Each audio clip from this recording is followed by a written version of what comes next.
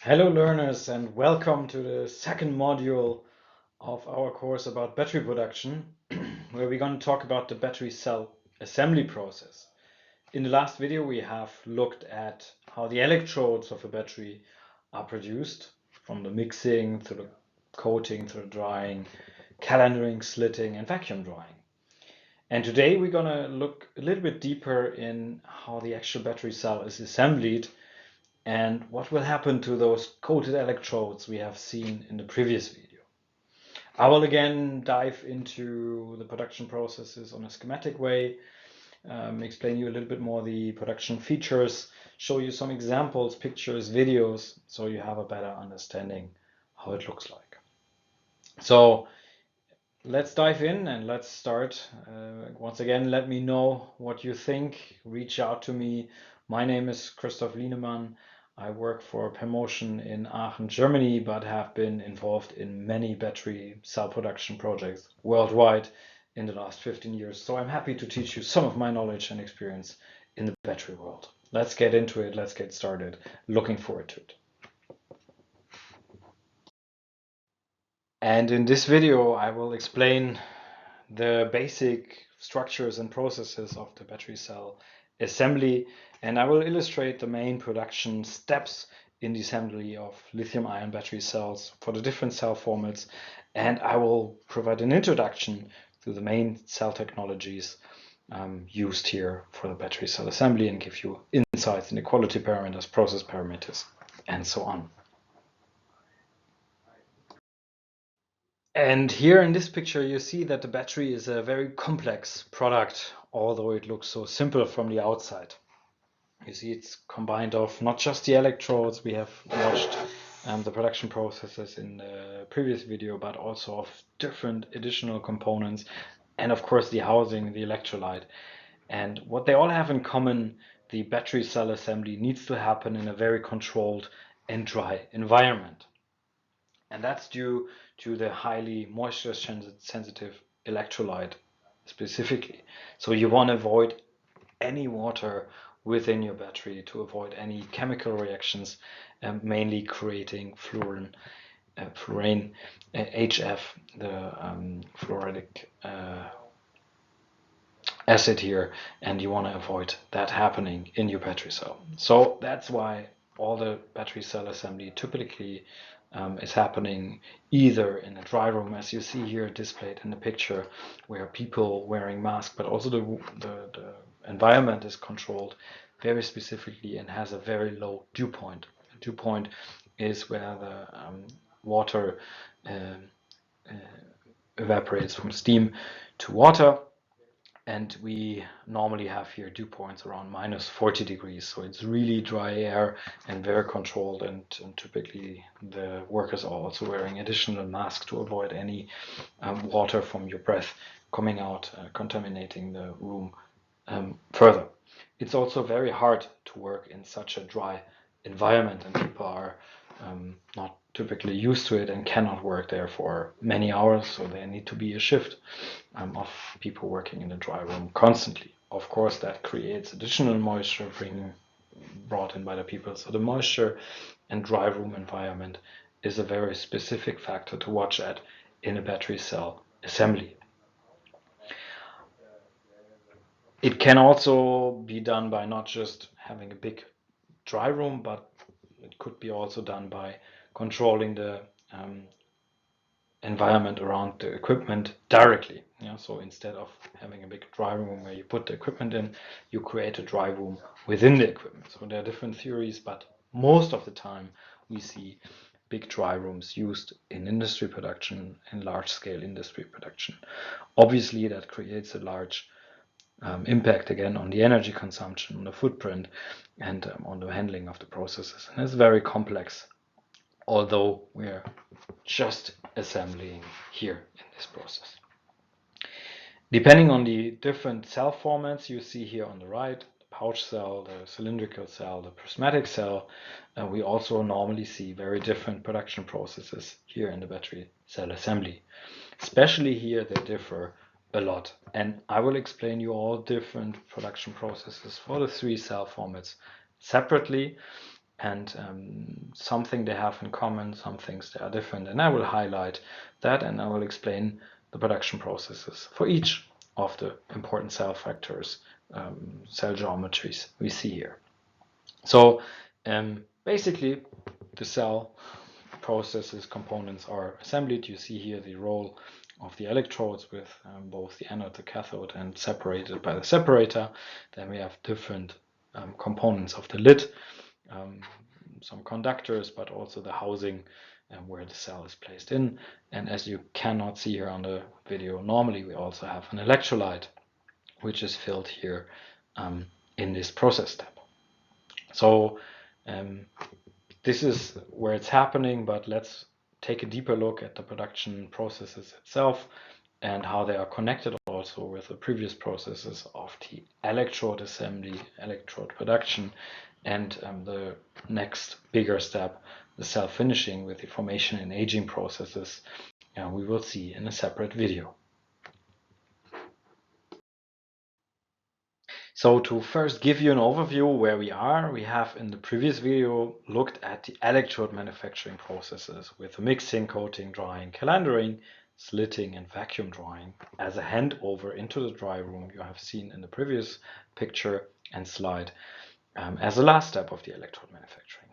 So once again, here, depending on the cell format, there are different processes, but in general, the first step is always like a preparation of the right format and size of the electrodes, then a winding or stacking, depending on the cell format. We will dive into that a little bit deeper. Then some sort of contacting, welding the contactors of the jelly roll, it's called, in the thing we produce in the first and second step, then bringing it into the housing, sealing it, and as a last step, filling it with electrolytes. There might be some additional quality production processes, and for example, there's a wetting process, and sometimes you massage the cells even and shake them a little bit, but the overall structure is rather similar. So you first somehow bring your different raw materials, your input materials like the electrodes, to the right size, then either wind or stack them to have always a combination of anode, separator, cathode, separator, anode, cathode, and so on. Yeah, that you always create different layers, and they can either be winded or stacked depending on the cell format. We will take a deeper look into that. Then you want to connect those different anodes, cathodes to the outside world, basically, and so that's why you need to weld them together, connect them with the connector of the battery housing to have the conduction possible to the outside connectors of the battery cell. You then put those jelly rolls and contactors within the housing directly, seal it, close it, make sure it's tight, and then as a last step, you fill the electrolyte within the different formats of the battery, either directly or you have an additional sealing process after this. So here basically you create the right geometrical shape of your battery depending on your cell format. That might look different, but here it's all about the mechanical assembly of the battery cell. We don't have any big chemical processes. We neither have complex chemical mixing processes, but it's just really putting things together, making sure they fitted correctly, and sealing it. So let's take a deeper look. Make sure you understand everything. Once again, I will leave you a little bit of time to take a look here where we are, and in the next video I will give you an introduction to the self-mineralization process. But today we focus on the cell assembly. A small safety note though, the electrolyte is hazardous and should be handled only with care, and of course cleanliness is again super important, and the right moisture, I explained already, is super important. So as we go through the process, try to visualize the different components of the battery cell and imagine how they come together like a deck of cards basically, and what additions we add in each process step, and picture that as we go through the processes, and also try to picture the different formats, the prismatic cell, the pouch cell, the cylindrical cell. And we will start with the pouch format, where a typical geometry is a single stacked approach, where you have single sheets of both the cathode you see here on top and the anode, with defined contact flags coming out of those sheets. So you imagine you have this long roll after the electrolyte coating processes, and you now want to stamp the single sheets. That can either happen with a stamping process, where you have a tool basically creating single sheets, as you see here, stamping them out of the continuous foil, or it can happen also with a laser process. We will show that in a bit. Obviously, the stamping can be very quick, so it can be up to 5 sheets per minute stamped here, per second stamped here. So it's a very quick process, but you also want to make sure that the edges of the sheet are very precise, so the quality of the tool is very important here to be used correctly. An alternative to the stamping can be the laser, which allows much cleaner cuts, and as you are not touching really the material directly physically, it also allows for less impact and particles to basically split off after the cutting process, so your whole production process stays cleaner. Challenges are, of course, you're putting again some additional thermal load into your sheets, and you can also have additional problems with the speed of production, and of course the financial factor is also an impact here, which speaks against the laser in comparison to the punching line we have seen before. And why this is important, you will see in the next slide. If you look now at this picture, you see how important and precise the process needs to be. We're talking about tolerances here of a few micron per sheet basically, and imagine now a 10-50 meter long roll, and that's a tolerance of 0.2% of the whole roll width, and this is how precise our stamping technology, our laser cutting technology needs to be, and how precise the whole operation needs to be. So it's really high tech in place here, although it sounds just very simple to stamp those sheets. And if you take those sheets, you might see here on top, both for the cathode and the anode, the cathode and the anode, a place where there's intentionally no coating, where you see still the copper or the aluminum visible. And this is done on intention. So it's not a mistake, but you leave really the space in the intermittent coatant to have an opportunity to later then connect the different collectors, the anode, the cathode, and imagine now stacking them onto each other, having hundreds of them. So you want to connect them to each other and then connect those connected tabs to a tab which then connects the battery cell to the outside. So you can really use the electrical potential here created in the battery right. So those sheets normally leave out some areas blank where you can connect them.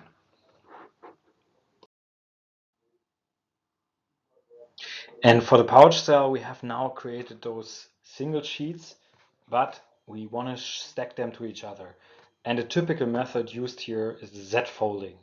It can also be called the zigzag folding due to its nature. And it's a common process, especially for pouch cells, where you have an alternating anode separator, cathode separator, anode separator, cathode, and so on, layers. You can imagine basically a lasagna with different layers, and the sauce in between is the electrolyte. And you want to make sure that the especially anode and cathode don't touch each other. So the accuracy here of the process is super crucial.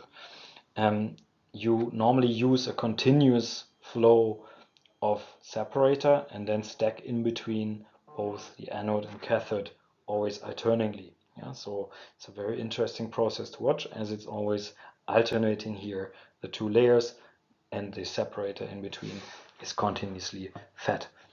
Precision here is very important. You want to make sure that the stack is very well aligned and that you are not really scratching also while aligning it afterwards. Yeah, so you have, in best case, one shot to make it right and align it very well and correctly together.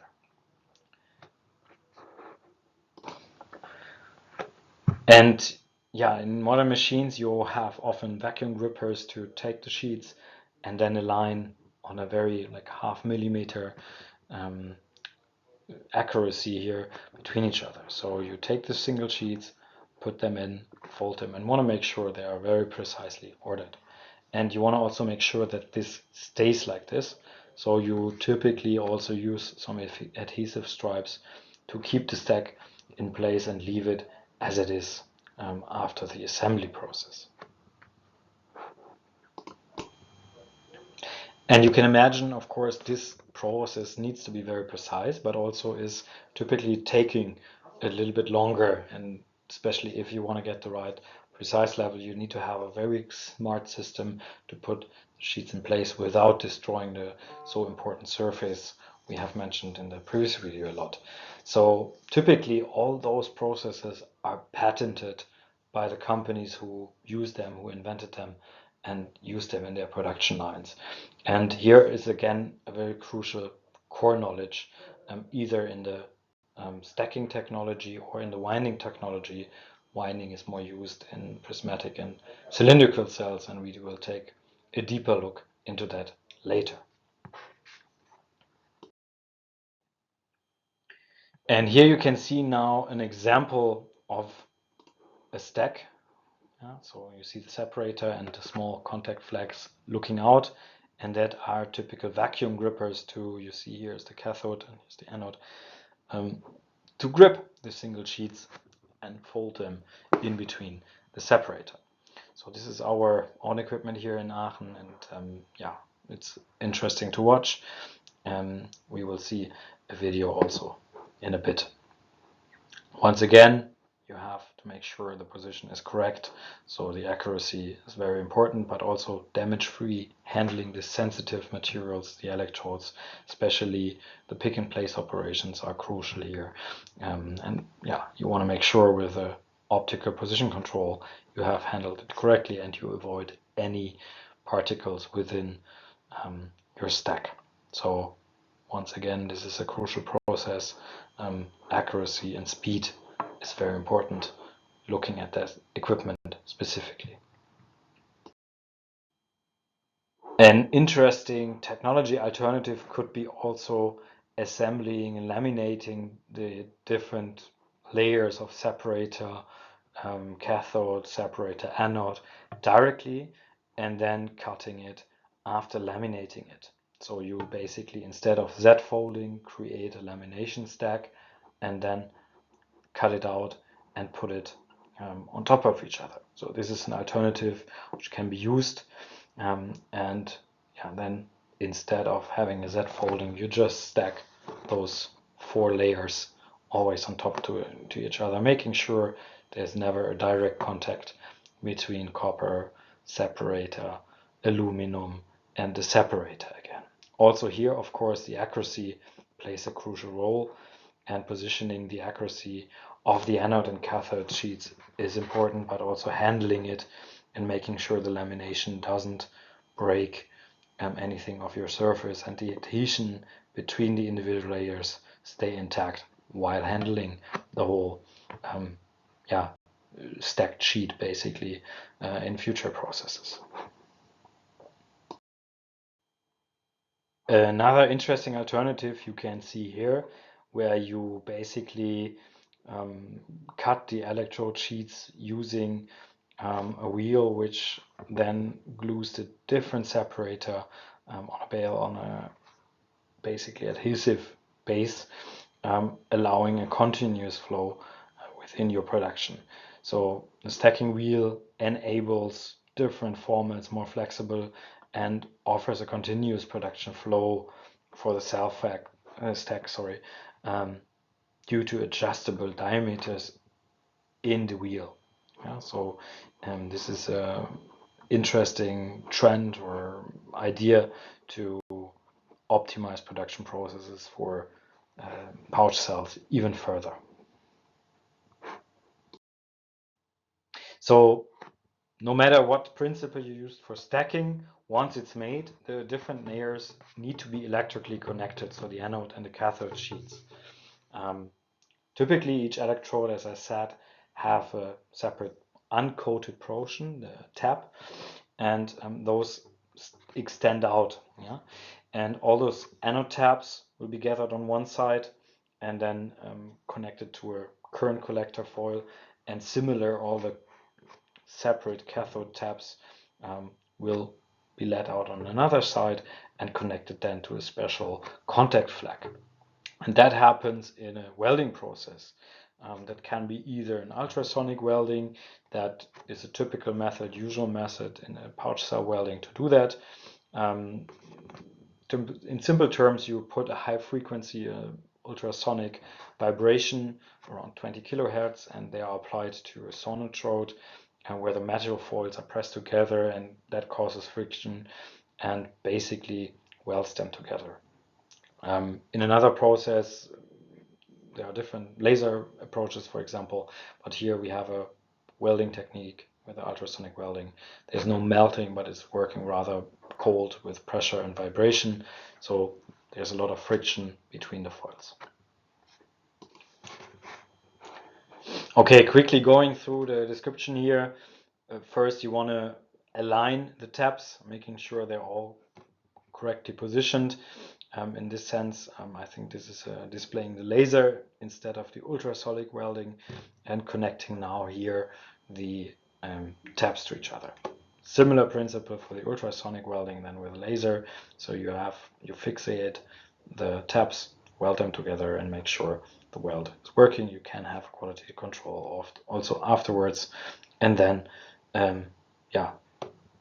ruling out internal secrets with a measurement, making sure all is correctly positioned and welded together. So what you want to make sure is the correct positioning first, but then also a good weld, because a bad weld increases the internal resistance of the anode and cathode foils and taps. So you're making sure here you really create a very good connection between the different layers of the cell. So welding all those small foils together, of course, is a complex process.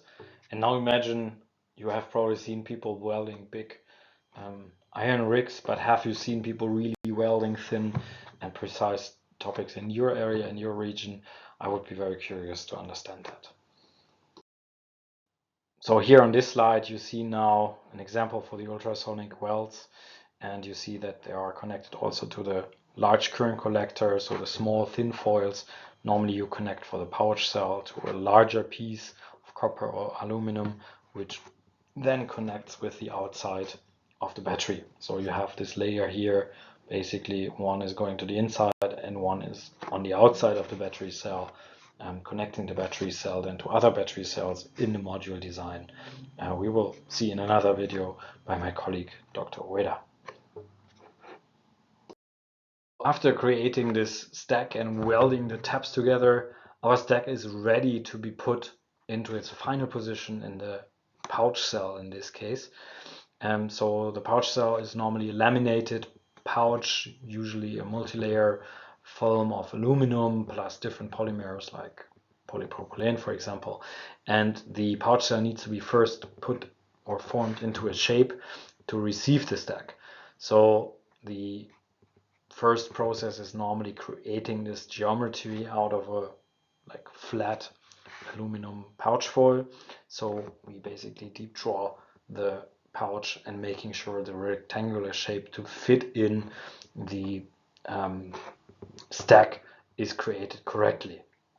So we have created this cavity in our pouch foil, and as next we want to insert the stack. So including this, the tabs, of course, is then placed and precisely put into the right cavity of the pouch cell.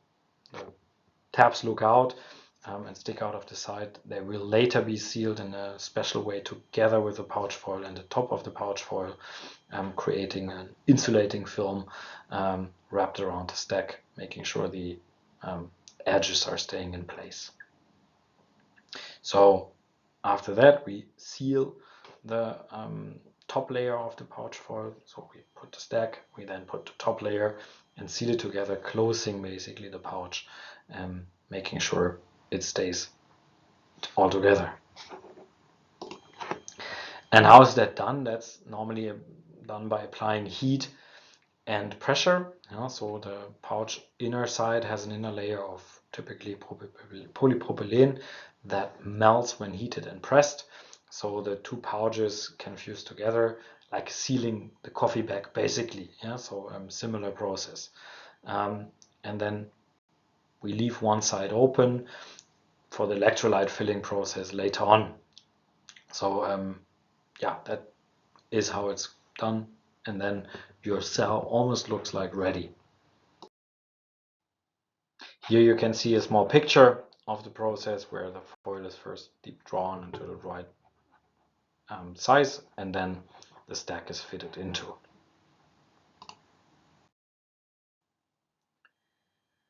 In this slide, we see the electrolyte filling process, which comes after basically putting everything into the pouch foil. And as I said, we leave one side open to then slowly fill the electrolyte in our almost ready pouch cell.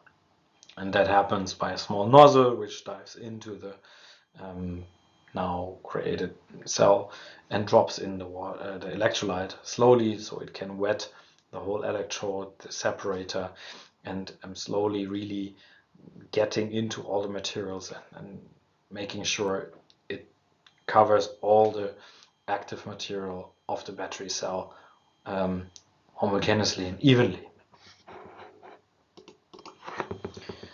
So the electrolyte is typically a liquid of lithium salt with some solvent, and that's filled under vacuum here in this case for the pouch cell into the battery cell, and then the cell is sealed within that process step already, so no electrolyte can get out after.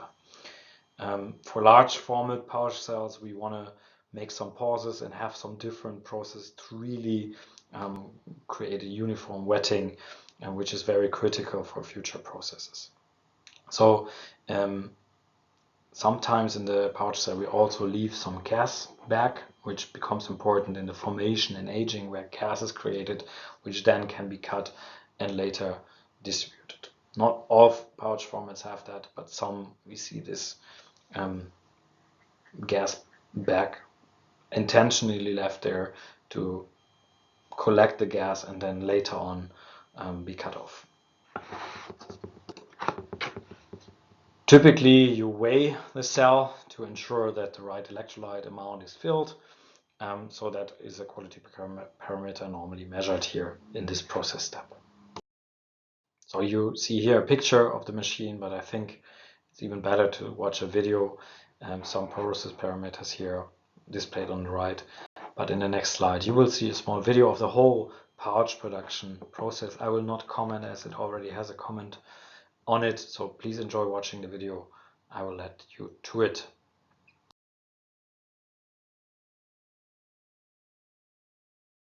An optimized cutter. With these components, Stampede electrode will maintain with high quality after cutting. It runs by two combinations movement, vertical movement by mechanical cam and horizontal. After inspection check, the electrodes sorted automatically by NGMag's Best Advantage is delivering high productivity. Hanwha's stacking machine applied with linear servo motor to control high acceleration and precise positioning. In addition, jelly roll winding work and stacking work are separated to reduce redundant time. Stacked and winded after stacking machine. It consists of grid welding, grid cutting, tab welding, PI taping, And in sealing process is sealing process after inserting jelly roll into formed pouch. It consists of pouch loading, bending, top cutting, jelly roll insert, pouch sealing, and short check unit zone, electrolyte sucking zone, and vacuum sealing zone. Electrolyte filling zone's material handling is turntable type. It loaded 2 cells per 1 jig and provided enough filling time. Also installed deaerator unit to eliminate air of inside pouch. The completed electrolyte filling pouch passed to weight. The machine improved overall design for heating of.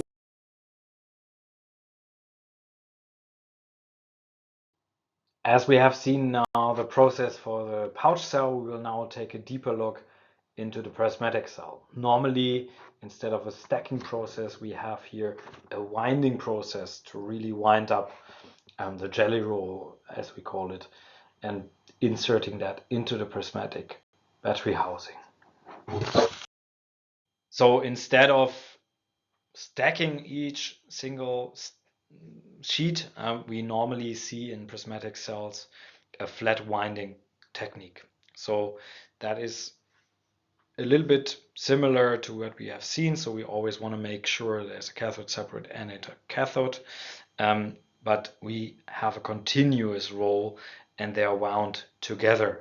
So we see common sizes, but making sure they fit into that flat prismatic design. So what normally happens, we bring the different separator anode cathode together, roll them, and create like a jelly roll, like in this case a flat jelly roll, which looks like that. It has also the copper looking out to one side, uncoated, and the aluminum looking out to the other side, also uncoated, making sure we can collect the current here and connect it to the outside world ultimately. So like this, we feed the different foils, the cathode, the anode, the separator, into the winding machine and make sure they are positioned correctly, and then roll them against a thing till we create a big piece of jelly roll. And here you can see an example of the prismatic jelly roll in the winding machine. It's winded around this pin here in the middle to allow the right geometry. And you see that the winding is incredibly fast. It can wind in seconds. And additionally, we can operate multiple winders in a cell factory at the same time in parallel. And yeah, we need to scale that technology, and it's easier to scale as the stacking technology we have seen for the pouch cell. So it's fast, it's automation friendly. So imagine you roll a paper scroll, and that's actually how it looks inside. We also see a trend to larger formats, larger cells, and then of course the jelly roll gets bigger. We even see trends to have 2 jelly rolls in a prismatic cell combined at once. So it's super interesting to see those trends happening, and there's still a lot of room for innovation and improvement in the battery cell itself.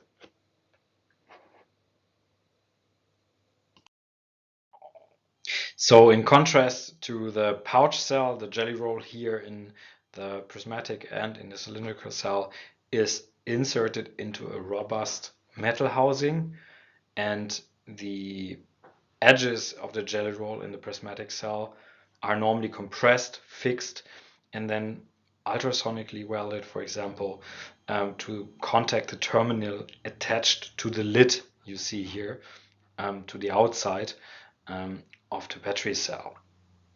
So this can be normally done with a laser welding process. So you see here an example for a lid, and you can imagine now some small connectors here connecting directly to the battery cell jelly roll, which we just created in our winding process. Here you see an example of the result. So you see on top the lid of the prismatic battery cell. You see the jelly roll, and you see the aluminum collector here connecting to the cathodes. I think that looks like an ultrasonic weld, which then connects to the tabs or to the connectors of the jelly roll, which are compressed here and then led out to the outside and connected to the lid to basically create your positive connection here on the outside of the battery cell. So yes, that looks like an ultrasonic weld. It has a low possible temperature, of course, and defined contact pressures between the single layers, and it allows also lowest possible impact on the jelly roll itself. After then creating this connection with a jelly roll and the contact terminal of the battery cell, we want to insert that now into the battery cell housing. So typically you add insulation foil, which is either put over the jelly roll or as a bag into the cell housing. Then the part here is integrated with fixed adhesive stripes to the insulator foil and then inserted into the battery cell housing. We then need to, of course, position our cover, our contact terminal here correctly, and making sure that everything is positioned at the right angle to then have the welding process of the battery cell housing. One example here, you see it's huge. You want to make sure it's really good connected before welding it together, making sure there's no air coming in. There's really a leak tight connection between both the lid and then the housing.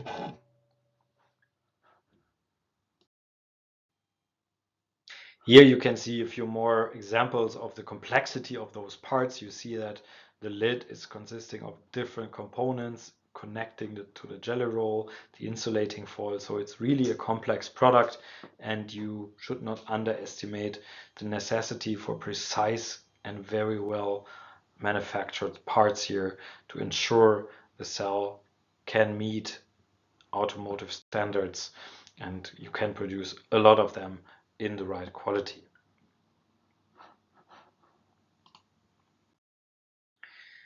After then inserting the cells, the physical assembly is basically done, but you want to add the electrolyte similar like in the pouch cell. And once again, it's typically a solution of a liquid lithium salt like LiPF6, for example, in an organic solvent. Without it, actually the ions cannot move and the cell cannot function really. So you want to make sure again that the filling is done in a very controlled and ensured way, ensuring that all your jelly roll is really wet and you create the right amount of electrolyte in your cell. So for the prismatic, the filling looks a little bit similar like in a pouch cell. We didn't leave an edge open, but we have a small hole normally in the lid where you can add in the nozzle of the electrolyte filling station. You can see it. I'm not sure if you see here. There's a small lid, a small hole here, ready for the electrolyte filling.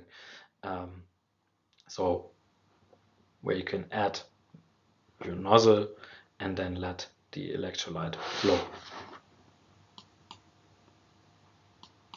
Once again, here is also normally the cell is placed under vacuum and the electrolyte is injected right away through a precise dosing system.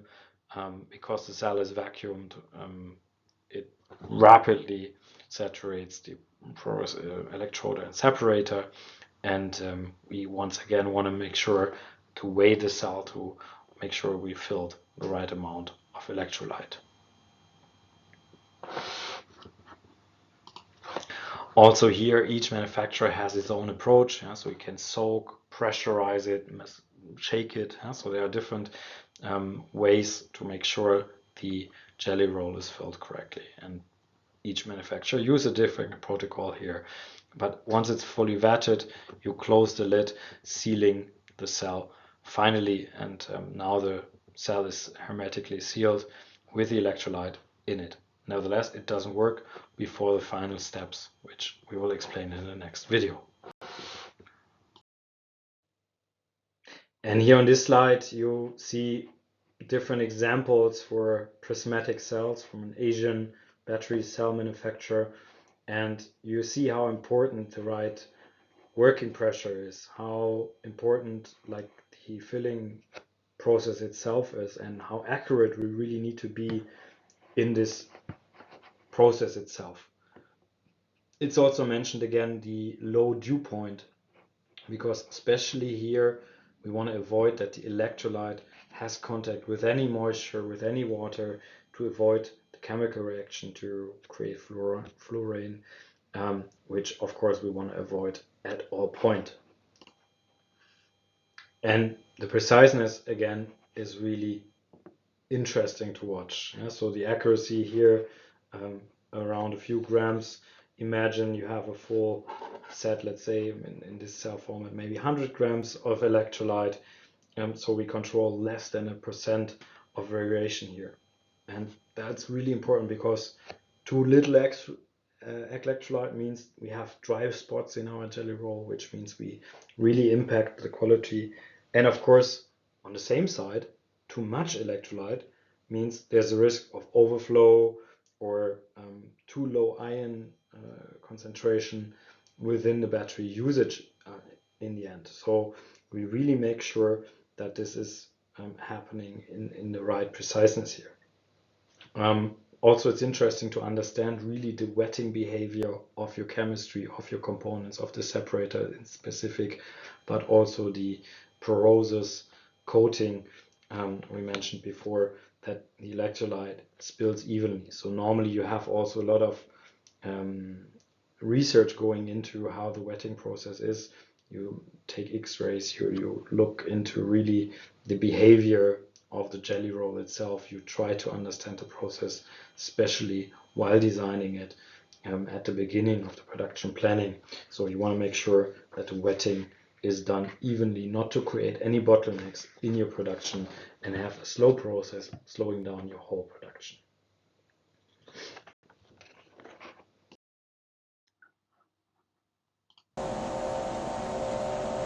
So here you see the winding process, the flat winding, slowed down. It's much faster in large scale production. And this is the jelly roll coming out. You see on the left side aluminum sticking out, on the other side copper, and also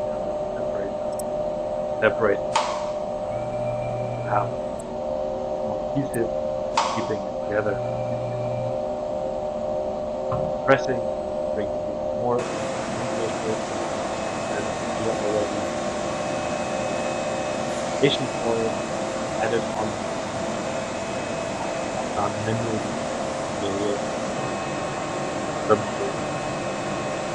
process. Then the jelly roll is added into the housing. It's welded here, the housing, and then the electrolyte process follows.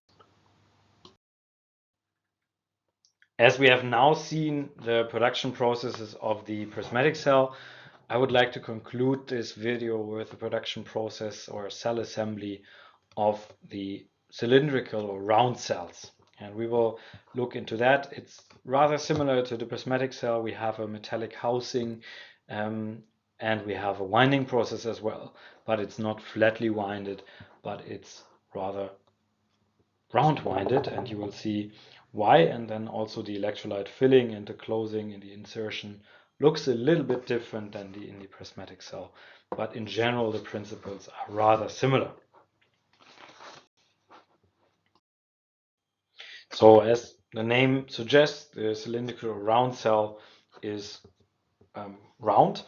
So our winding process normally is taking place around the center pin, and then we feed the both electrodes, anode, cathode, and a roll of separator into the winding machine separately.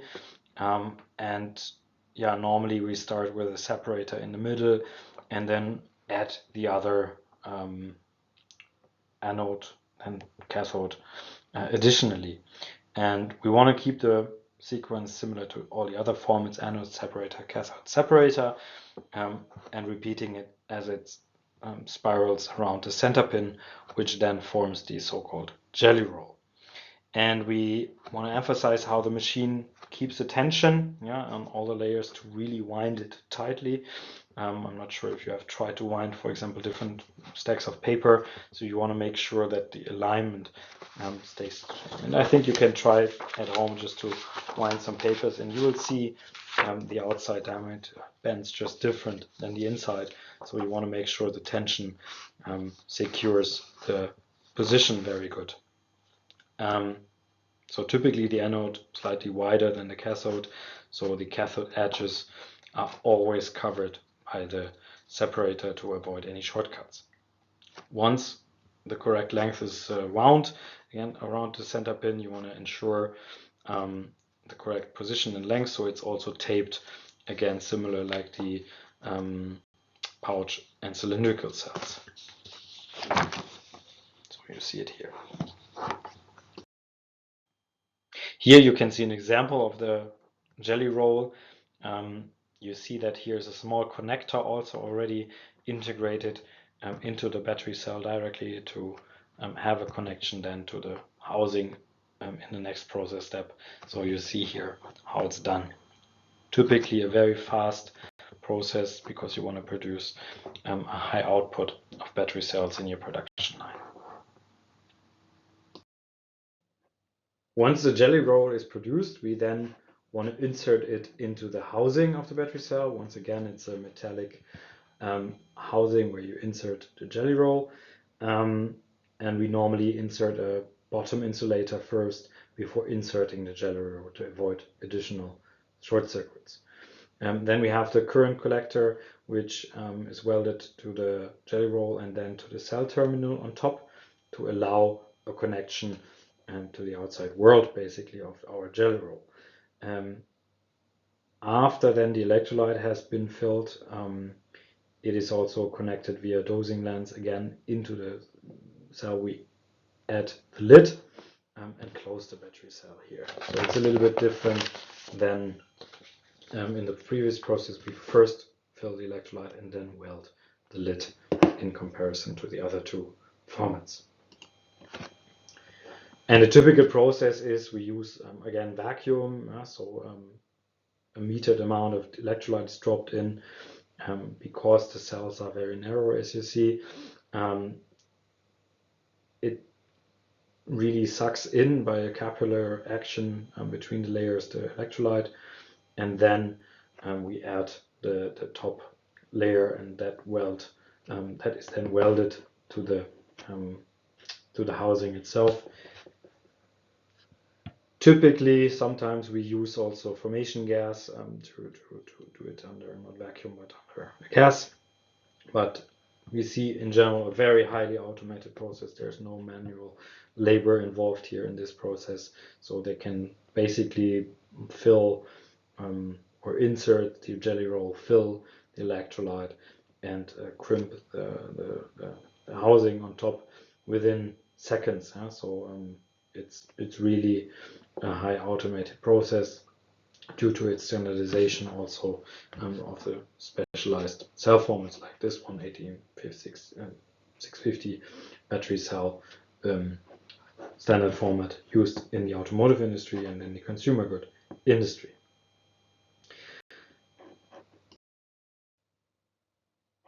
And here you see some example pictures of the inserting and the electrolyte filling of our battery cells.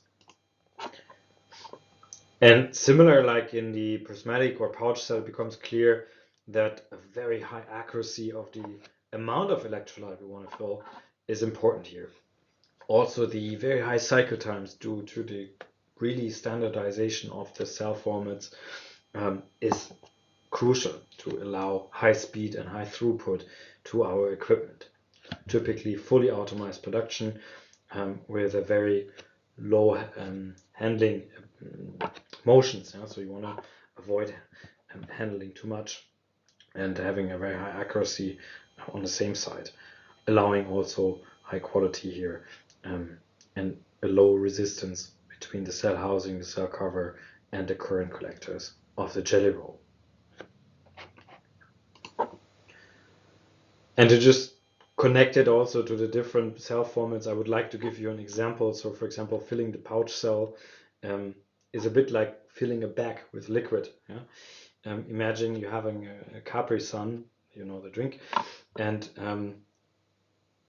putting the exact amount of quantity inside without spilling a drop, and doing that all in a vacuum and in a very high speed and throughput. So the preciseness of those robotics and automation is really incredible, and the art behind it to program it to make sure it always has the same quality is very interesting. So think about that really crucial process here, and then handling a critical component like the electrolyte, which is also very harmful for the operators. So this is really an important and crucial step in cell production.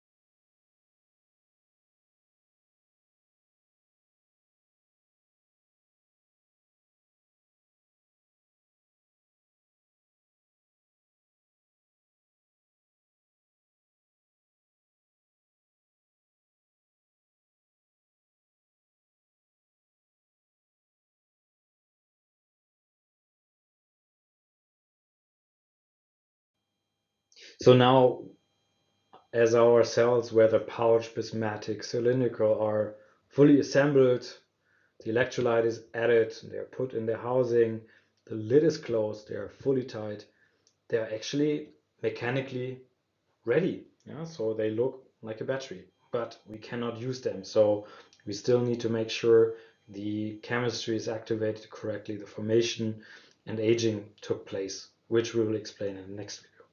But let me summarize what we have learned today.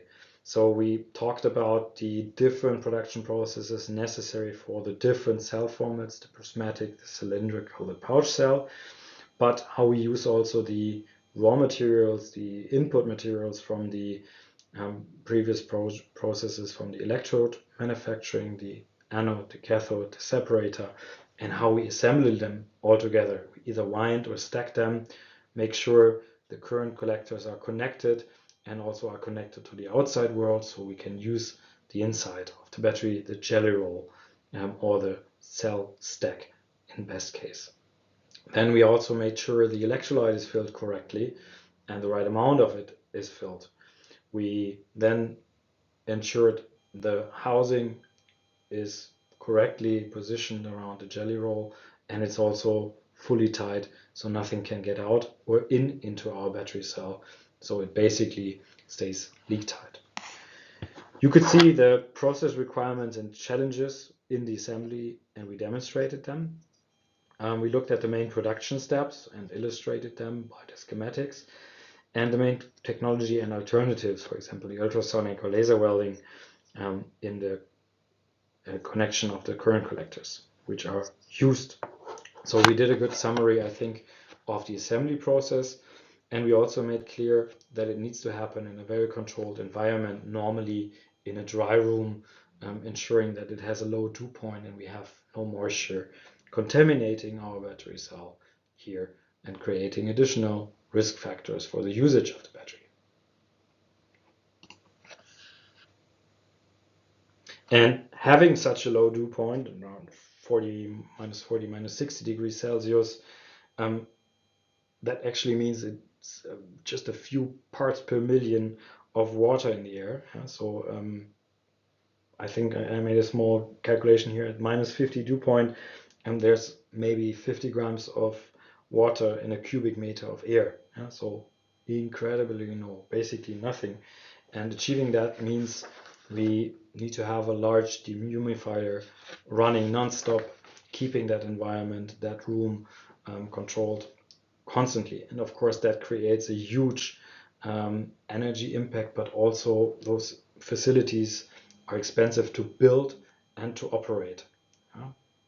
Also the high cleanliness is very important.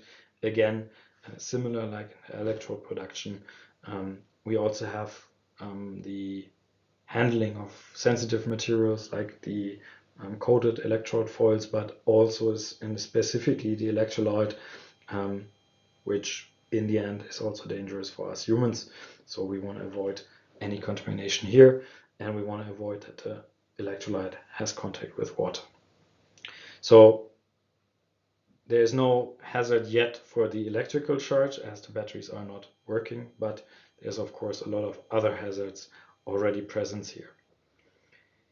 I think many of you understand the challenge to run such complex operations in an industry scale. And you need to have very good trained technicians and also a very, very complex infrastructure to operate in. So I hope you could get a better insight and understanding here of the battery cell production. And I will be very curious to hear from you how you link it to your daily work and to your region, how you think that might be impacting the work you do. Also, I think, although it's a very booming industry, there's a lot of room to improve. So we still see so many potential to either decrease, for example, the dry room, instead of running a huge dry room, operating just the process in a dry environment. We call that mini environments, but also having improvements into the cell production itself, using different welding technologies, having ideas to optimize the electrolyte filling to make it quicker, doing it under different environments, for example, or using like massage techniques, for example, for the pouch cells. There are many ways to optimize that production still, and a lot of room also for innovation in the process. I think we need that to reduce the cost further and also to reduce the energy and ultimately the footprint used in the battery production. So I think there are a lot of interesting opportunities for all of us here at this point. So let me just summarize one more time. I think you have seen how the battery cell is assembled. We have created our raw battery cells, if you want. So we can call it also green cells or unformed cells, as they haven't been in formation yet. But they cannot deliver power. So it's very important to look also at the final steps of production, the formation and aging, where really the crucial steps for performance, longevity of the batteries are happening. and the battery cell is finally activated. So I would love to see you in the next video, in the third video about the formation and aging process, the cell finishing, but I would also love to get your feedback. Please reach out one more time, Christoph Lienemann from Permotion. Find me on LinkedIn or contact me directly. Looking forward for your feedback. Always nice to have you and always nice to grow the network and work all together on a cleaner and better battery production. So stay tuned for video 3. See you.